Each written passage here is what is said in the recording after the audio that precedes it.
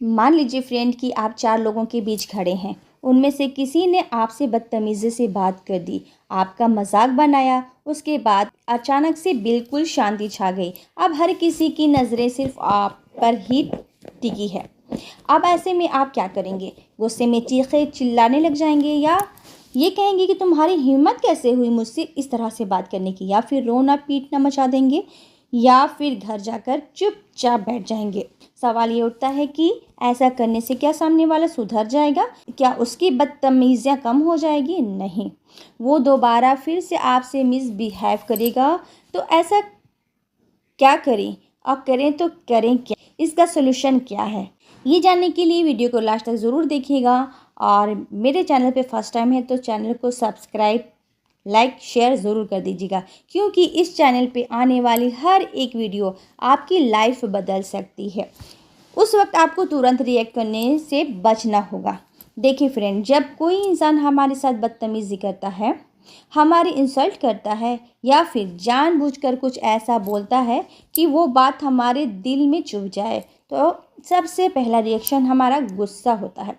उस वक्त लगता है कि उसे बस उसी की भाषा में जवाब दे दिया जाए, उससे ये बात समझा दी जाए कि और जता दी जाए कि हम कमज़ोर नहीं हैं। लेकिन नहीं, कहीं ना कहीं हम ये भूल जाते हैं कि इंसान गुस्से में सोचता कम है, लेकिन रिएक्ट ज़्यादा करता है। साइकोलॉजी भी कहती है कि गुस्से में हमारा दिमाग काम करना बंद कर देता है।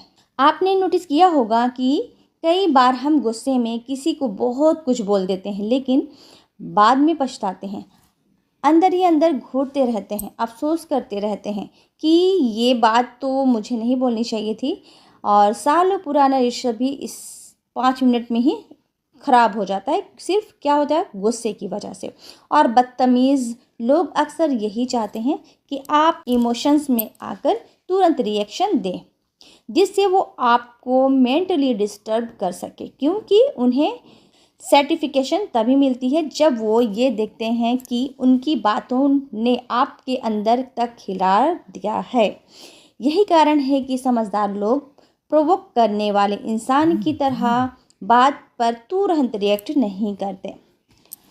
वो पहले रिएक्शन को समझते हैं, सामने वालों को ऑब्जर्व करते हैं, और फिर डिसाइड करते हैं कि यहाँ बोलना चाहिए या नहीं। तो इस बात को समझिए, ऐसा नहीं करना है कि किसी ने कुछ भी कह दिया तो बस युद्ध करने के लिए तलवार निकाल कर खड़े हो गए। एक कहावत सुनी होगी आपने कि जो बादल गरजते हैं वो बरसते नहीं हैं। याद रखिए कि एक मजबूत इंसान वही होता है जिसे खुद को संभालना आता है। कोई इंसान अगर आपसे बदतमीज़ी से बात कर रहा है, चीख चीख कर, चिल्ला चिल्ला कर बात कर रहा है, तो आपको भी उसी के लेवल पर आकर खुद को नीचा नहीं गिराना है। आपको अपने इमोशन को कंट्रोल करके खुद डिग्निटी मेंटेन करनी है। आपको सिर्फ उनकी आंखों में देखना है और मुस्कुरा देना है। यकीन मानिए कि इससे बड़ी सज़ा उसके लिए और कोई नहीं हो सकती, क्योंकि अगर आप ये जानबूझकर रिएक्ट कर रहे हैं तो पब्लिक में आपकी इंसल्ट कर रहे हैं, सरकास्टिक कमेंट्स पास कर रहे हैं, तो इनका सिर्फ और सिर्फ यही मकसद होता है कि ये आपका रिएक्शन निकलवा सकें। इस बात को समझिए कि जो इंसान आपको गुस्सा दिला रहा है वो आपको कंट्रोल भी कर सकता है, तो अपना कंट्रोल किसी और के हाथों में नहीं देना है। अगर जवाब देना भी है तो आपको इमोशन के कंट्रोल करने के मैच्योरिटी के साथ देना है। कुछ लोग बहुत सीधे साधे, बहुत भोले भाले होते हैं।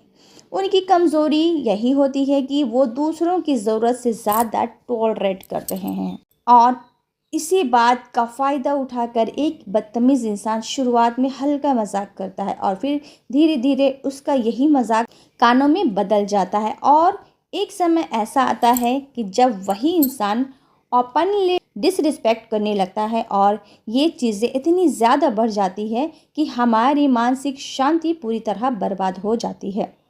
लेकिन क्योंकि ये झगड़ा नहीं करना चाहते, लेकिन किसी को हर्ट नहीं करना चाहते, रिश्ते ख़राब नहीं करना चाहते, इसलिए चुप रह जाते हैं।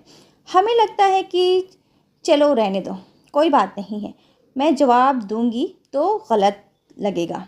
लेकिन क्या आपको पता है कि आपकी ये चुप्पी सामने वाले को क्या मैसेज देती है? ये अधिकार है कि वो आपके साथ जैसा तैसा ट्रीट कर सके। उसे आपके मिसबिहेव करने का अधिकार है। वो इंसान बार बार लिमिट क्रॉस करता है, लेकिन क्योंकि उसे इस बात का विश्वास हो चुका है कि आप उसे नहीं रोकेंगे। दुनिया में ऐसे बहुत से लोग हैं अंदर इन चीज़ों के चलते टूट जाते हैं। गलती कहीं ना कहीं हमारी भी होती है, क्योंकि हमने अपनी इमोशन स्पेस में दूसरों की ज़रूरत से ज़्यादा एक्सेस दे रखा है। हम हर किसी को खुश करने में लगे रहते हैं, लेकिन इसका नतीजा क्या होता है? लोग हमारी अच्छाई को हमारी कमज़ोरी समझ लेते हैं। तो ये ज़रूरी है कि हम अपनी बाउंड्री सेट करें। बाउंड्री सेट करने का मतलब घमंडी होना नहीं होता है। इसका मतलब सिर्फ इतना होता है कि आप लोगों को ये सिखाइए कि आपके साथ कैसा बिहेवियर एक्सेप्टेबल है और कैसा नहीं। आपको हर किसी को अपनी लाइफ में अनलिमिटेड एक्सेस नहीं देना है।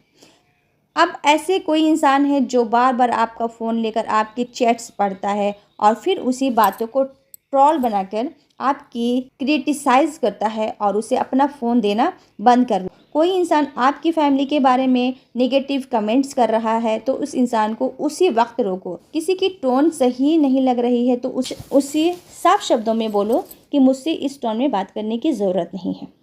देखो, शुरुआत में ये करना थोड़ा मुश्किल लगेगा, ख़ास तौर में जब हम आपसे अपनी पूरी ज़िंदगी लोगों के नाराज़ होने में बचाने में निकाल देते हैं। लेकिन याद रखिए कि जो इंसान खुद के लिए खड़ा नहीं हो सकता वो किसी के लिए खड़ा नहीं हो सकता, ना तो अपने बच्चों के लिए, ना अपने आप के लिए, ना अपने माँ बाप के लिए, ना ही किसी अपनी सोसाइटी के लिए। दुनिया वालों की नज़र में भी उस इंसान की इज़्ज़त कम हो जाती है। उम्मीद करती हूँ कि आपको मेरी ये बात समझ आ रही होगी और आप अपनी लाइफ में ज़रूर कमेंट्स करेंगे। आज के लिए बस इतना ही। वीडियो पसंद आई है तो लाइक शेयर ज़रूर कीजिएगा। मिलते हैं नेक्स्ट वीडियो में, तब तक के लिए बाय।